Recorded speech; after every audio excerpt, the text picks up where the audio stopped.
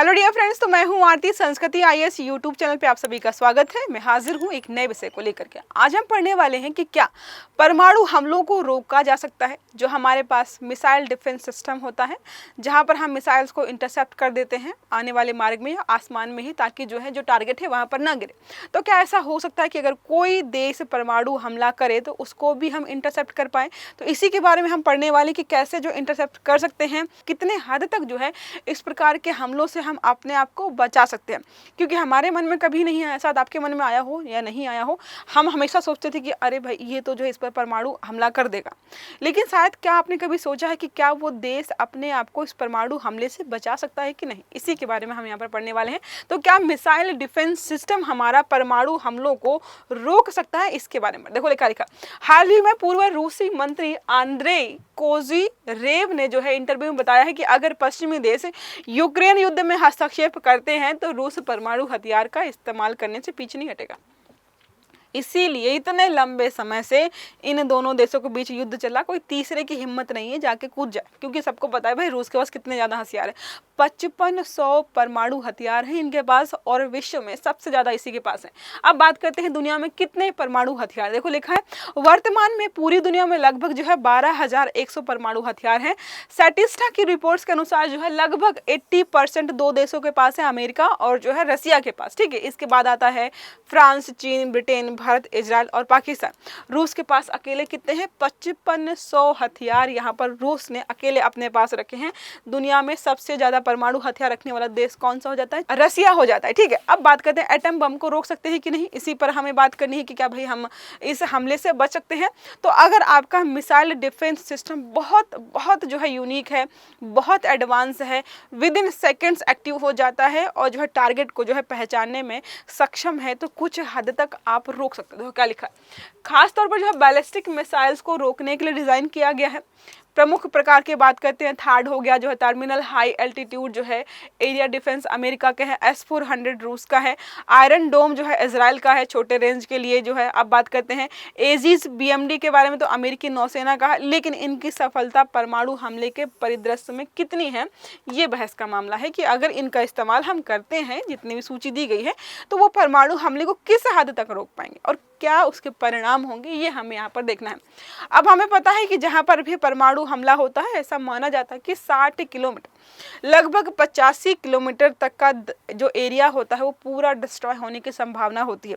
और यहाँ तक ये है कि अगर जहाँ पर गिरा है तो 8 से 10 किलोमीटर के एरिया में जो भी है वो उसके बचने के चांसेस 0 हो जाते हैं। मतलब समझो, अभी हमने एयरप्लेन है अहमदाबाद का गुजरात में गिरा, हमने देखा कि एयरप्लेन में बैठे लोग मारे गए। उसके बाद वहाँ पे भी बहुत सारे लोग क्योंकि हॉस्टल में रहते हैं, वहाँ पे लोग मारे गए थे। अब सोचो किसी शहर पर गिरे, टारगेट करके ऐसी जगह पर टारगेट किया गया जहाँ बहुत ज़्यादा भीड़ हो, तो पूरे 10 किलोमीटर के इलाके में जितने लोग होंगे उनके बचने की संभावना 0। कितने सारे लोग मरेंगे। तो परमाणु बम पूरे शहर को खत्म करने की क्षमता होती है। एक शहर कितना बड़ा होगा? 53 मील 85 किलोमीटर तक इसका प्रभाव दिखाई देता है। तो अगर हम बात करते हैं, चलो ठीक है 10 से 15 किलोमीटर की रेंज में बचेंगे नहीं, लेकिन बाकी लोग भी बहुत प्रभावित होते हैं। विस्फोट की तीव्र गर्मी से त्वचा झुलस जाती है, रेडिएशन तुरंत स्टार्ट हो जाता है और दीर्घकालिक मौतें भी होती हैं। हवा, पानी, मिट्टी सब कुछ प्रदूषित हो जाता है। जापान में हमने देख रखा है, हिरोशिमा, नागासाकी में अमेरिका के द्वारा इस्तेमाल किए गए थे, उसके प्रभाव आज तक हैं वहाँ पर। अब बात करते हैं क्या मिसाइल डिफेंस सिस्टम रोक सकते हैं एटम बम। शायद नागासाकी या हिरोशिमा के बारे में एक मैंने कविता पढ़ी थी, बहुत मार्मिक कविता थी, और उसी उसी के बारे में था कि एक राइटर है वो वहाँ पर क्या किया था, विजिट करने गया था चीज़ें देखने के लिए। तो उसने सब कैसे बताया था कि ऐसा लग रहा था जैसे स्टार्टिंग बताया था कि लोग शहर के आराम से घूम फिर रहे थे, खा पी रहे थे। फिर अचानक से आसमान में सूर्य दिखाई देता है, अचानक से सूर्य दिखाई देता है। हमने देखा है कि सूरज यहाँ से उगता है, ऊपर चमकता है, वो सूर्य अचानक से ऊपर दिखाई देता है और आके ज़मीन पे गिरता है और नीचे चमकना शुरू करता है। उसके बाद था कि भाई 2, 4, 10 सेकंड, 15 सेकंड, 20 मिनट, मतलब 1 मिनट में ही सारा मामला साफ हो गया। और जहाँ पर बैठा था तो दीवारों पर, पत्थरों पर निशान बने हुए थे लोगों की परछाइयों के। ये सारा बेहतर तरीके से शायद परमाणु हमला, मतलब नाम टाइटल याद नहीं, बट उसमें बहुत अच्छे समझाया गया था, क्योंकि उन्होंने आंखों देखा वर्णन किया था। अब बात करते हैं यहाँ पर जो है, तो सैद्धांतिक रूप से कुछ मिसाइल डिफेंस सिस्टम परमाणु हथियार ले जाने वाली बैलिस्टिक मिसाइल को रोक सकते हैं। अब बात करते हैं लेकिन कुछ समस्या यहाँ पर। पहली बात तो है सटीकता की चुनौती, क्योंकि परमाणु जो हथियार होते हैं वो बहुत तेजी से हमला करते हैं और आपको जो है कुछ ही सेकंड मिलते हैं उसको जो है टैकल करने का या जो है उसको रोकने का। अगर आप चूक गए तो मामला जो है खराब हो जाएगा। ओवरलोडिंग रणनीति, इसका मतलब है दुश्मन कई मिसाइलें एक साथ लॉन्च करते हैं ताकि डिफेंस सिस्टम पर बोझ डाला जा सके। एक ही मिसाइल है, ठीक है, और उसमें जो है मल्टीपल टारगेट्स को सेट करके उन्होंने जो है हमला कर दिया, तो आप किसको इंटरसेप्ट करेंगे?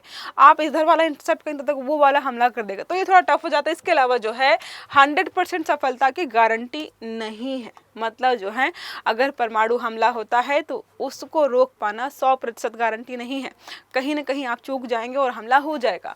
अब बात करते हैं क्या भारत के पास परमाणु हथियार रोकने की कोई जो है क्षमता या कोई हमारे पास तकनीकी है? तो हमारे पास कुछ यहाँ पर है, BMD है, जैसे हमने देखा जो है बैलिस्टिक जो है मिसाइल डिफेंस सिस्टम जो है उसी का इस्तेमाल करते हैं।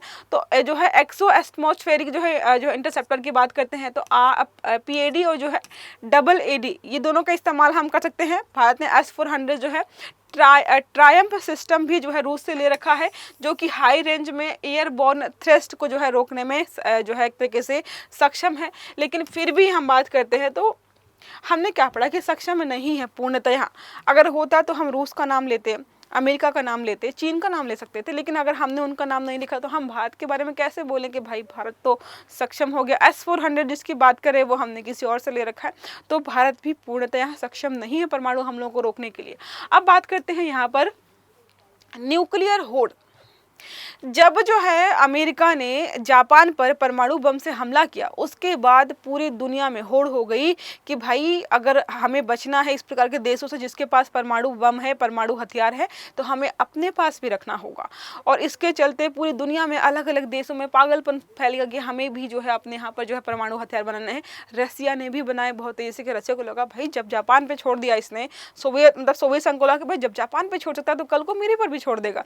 और ये मान के चलो अगर जो है जापान जो है रसिया के पास अगर हथियार कम होते ना तो वो अमेरिका से दब के रहता, उसको रहना पड़ता। लेकिन अभी जो है हथियारों में बहुत बेहतर है। देखो लिखा, एक समय था जब अमेरिका और सोवियत संघ परमाणु हथियारों की दौड़ में एक दूसरे से आगे निकल रहे थे।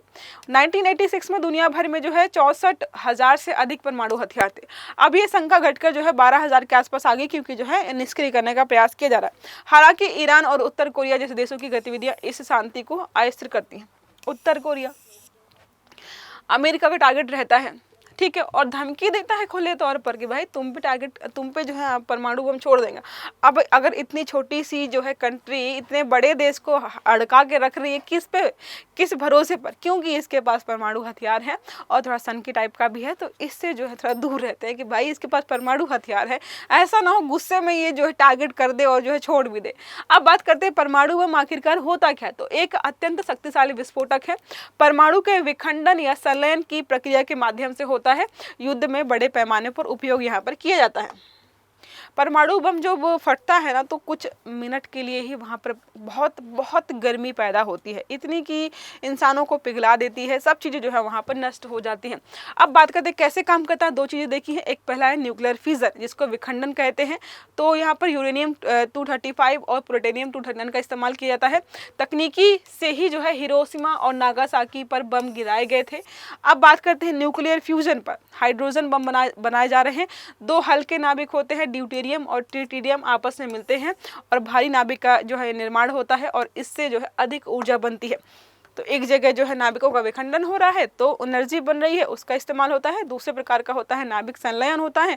दो छोटे छोटे नाभिक आकर मिलते हैं, बड़ा नाभिक बनाते हैं, उनके मिलने से एनर्जी जनरेट होती है और उसी आधार पर यहाँ पर विस्फोट होता है। परिणाम क्या होते हैं?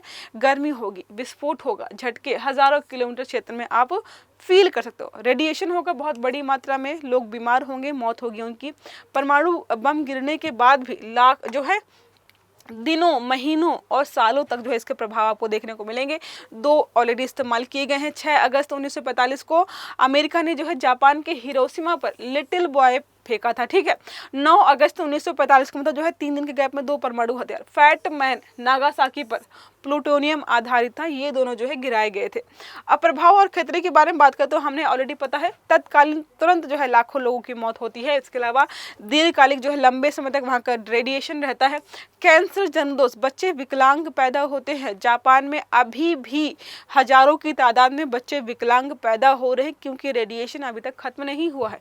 पर्यावरणीय विनाश को, जाहिर सी बात है उस जगह की सारी चीज़ें खत्म हो जाएंगी, पेड़ पौधे जितने भी है, जीव जंतु सब खत्म हो जाएगा। वैश्विक तनाव और युद्ध की आशंका, अगर आपने किसी देश, देखो हमने पढ़ा एक शहर टारगेट होता है, आपने एक शहर तो टारगेट कर लिया, लेकिन वो देश जो है जवाबी हमला करके कितने शहर आपके टारगेट करेगा उसकी कोई यहाँ पर जो है आपको जानकारी नहीं होगी, तो विश्व युद्ध हो जाएगा यहाँ पर। मिसाइल एयर डिफेंस के बारे में बात करते हैं तो मिसाइल एयर डिफेंस क्या है कि अगर दुश्मन देश जो है आपके ऊपर मिसाइल्स, ड्रोन या किसी भी माध्यम से जो है हमला करता है तो उनको उनके पथ पर ही रोक कर डिस्ट्रॉय कर देना, इंटरसेप्ट कर देना, उसको हम बोलते हैं मिसाइल डिफेंस सिस्टम, मतलब मिसाइल से खुद को डिफेंस करने की प्रणाली।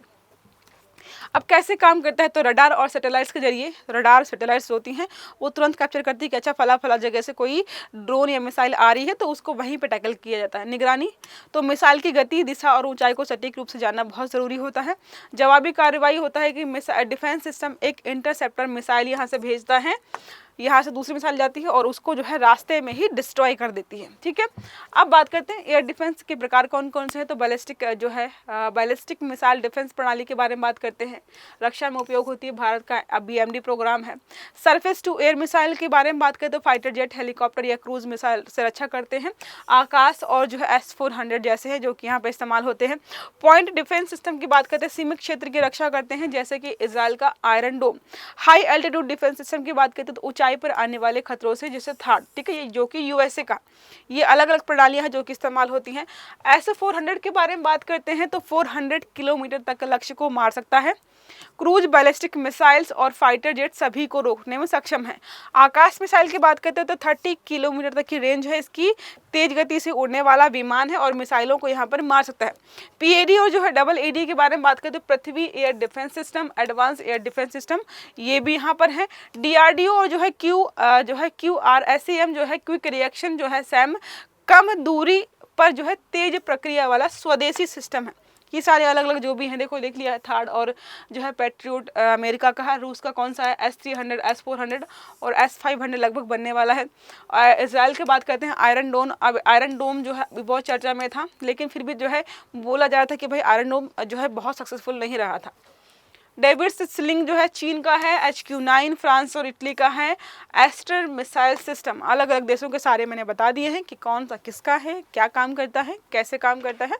और देखो अगर प्रश्न आता है कभी कि क्या एयर डिफेंस सिस्टम हमारा परमाणु जो है हमलों को रोकने में पूर्णतः सक्षम है, तो नहीं, बिल्कुल सक्षम नहीं है, तो भी स्टेटमेंट गलत है, क्योंकि थोड़ा तो सक्षम है, थोड़े बहुत तो चांसेस हैं। तो अगर स्टेटमेंट आता है कि कुछ हद तक जो है हम परमाणु हमलों को रोक सकते हैं, तो ये हमारा स्टेटमेंट सही हो जाएगा। पूर्णतः रोक देंगे बिल्कुल जो है कि कोई नुकसान नहीं होगा, तो ये यहाँ पे गड़बड़ है। और इसके अलावा ये भी बताया गया था कि अगर आप जो है कई प्रकार की ऐसे मिसाइल्स या डिफेंस सिस्टम बनाए गए हैं जो कि परमाणु हथियारों को जो है या परमाणु हमलों को रोकेंगे, और ऐसी संभावना भी कि वो विस्फोट भी ना करे। हाँ, लेकिन जहाँ पर गिरेगा वहाँ पर रेडिएशन होने का चांसेस ज़्यादा होता है, लेकिन फिर भी बोला गया था कि भाई अगर कहीं पर विस्फोट हो जाए तो कितने किलोमीटर्स का नुकसान होगा, और अगर कहीं पर गिर रहा है 1-2 किलोमीटर में रेडिएशन होता है तो उसको हम मैनेज कर पाएंगे। ठीक है, तो देखो प्रश्न है किस देश के पास दुनिया में सबसे अधिक परमाणु हथियार हैं, और वो आपको विकल्प दिया है। जो विकल्प कौन है, अमेरिका है, रूस है, चीन है और उत्तर कोरिया है।